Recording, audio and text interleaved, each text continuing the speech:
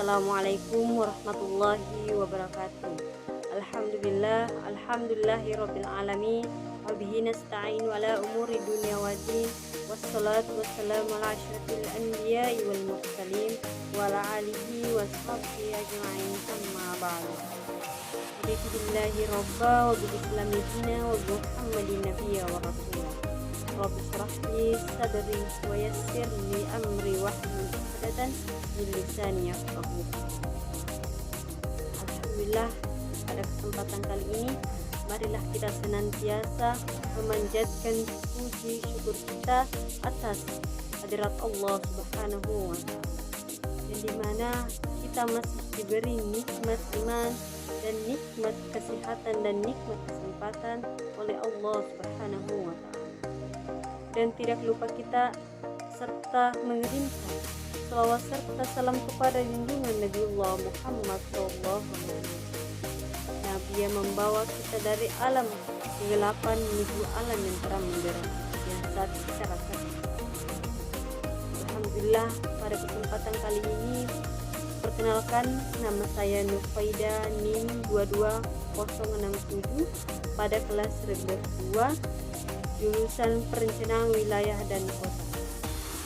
Pada kesempatan kali ini saya akan melaksanakan atau kewajiban saya sebagai mahasiswa dan ingin memenuhi mata kuliah IK 4, yaitu tugas berdakwah yang bertema ikhlas, mudah diucapkan tapi sulit dilakukan. Terlebih dahulu kita harus mengetahui definisi.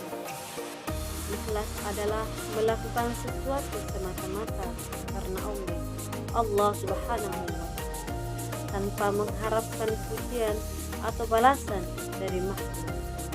Ikhlas adalah fondasi dari setiap awal yang diterima oleh Allah Subhanahu wa taala.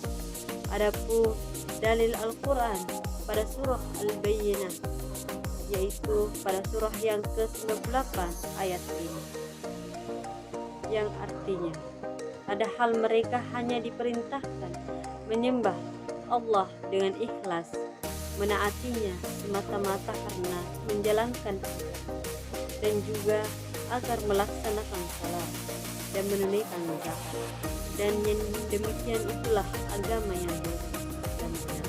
Surah Az-Zumar surah yang ke-39 ayat 2. Artinya, sungguh kami menurunkan kitab Al-Quran kepadamu Muhammad dengan membawa kebenaran, maka sembahlah Allah dengan tulus, ikhlas beragama padanya. Ingatlah, hanya kepunyaan Allah agama yang bersih dari syirik. Tantangan dalam ikhlas yaitu godaan riya. Banyak di antara kita yang tergoda untuk memamerkan amal ibadah agar dilihat. Riyah adalah syirik kecil yang dapat menghapus pahala ibadah. Dalam Al-Quran Allah berfirman, maka celakalah orang yang sholat, yaitu orang-orang yang lalai dalam sholat, yang berbuat riya. Surah Al-Ma'un ayat 4-6. Niat yang tercemar. Seringkali niat kita dalam beribadah atau melakukan kebaikan tercemar oleh keinginan untuk mendapat pengakuan atau pujian dari orang. Ini menunjukkan bahwa ikhlas adalah sesuatu yang mudah diucapkan tetapi sulit untuk dilakukan. Fokus pada duniawi. Ketika kita lebih fokus pada keuntungan duniawi daripada mencari ridha Allah Subhanahu wa taala, maka ikhlas dan semakin sulit dicapai. Nabi Muhammad SAW bersabda, sesungguhnya amal itu tergantung niatnya, dan setiap orang hanya mendapatkan sesuai dengan apa yang ia niatkan. Hadis riwayat Bukhari. Dan kita harus mengetahui cara menumbuhkan ikhlas, yaitu memperbaiki niat.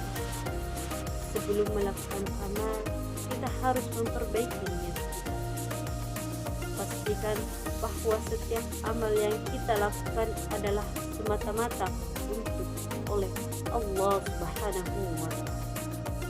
Kita bisa memulainya dengan doa, "Ya Allah, jadikanlah amalku ikhlas karenamu."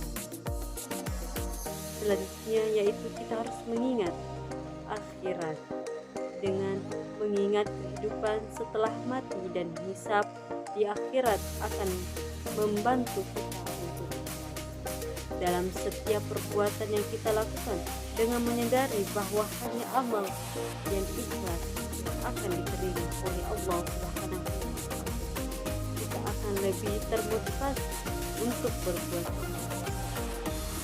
dengan berkumpul dengan orang soleh, bergaul dengan orang-orang yang soleh dan soleha dengan ikhlas akan membantu kita untuk meneladani sikap mereka.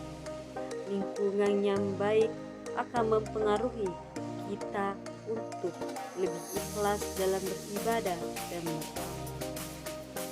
Dengan menghindari riya, yaitu jauhi sifat salah, dengan tidak terlalu memperhatikan pujian atau kritikan orang lain dalam beribadah. Fokuslah pada hubungan kita dengan Allah Subhanahu wa Ta'ala.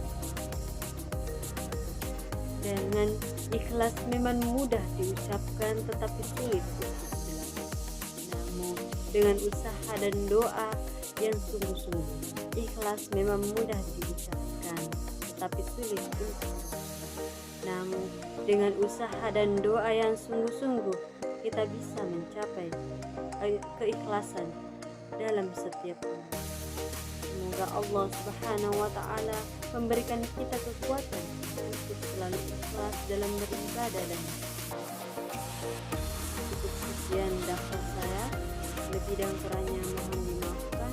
Saya akhiri dengan ucapan billahi fi sabilil haq sabiqul khairat. Assalamualaikum warahmatullahi wabarakatuh.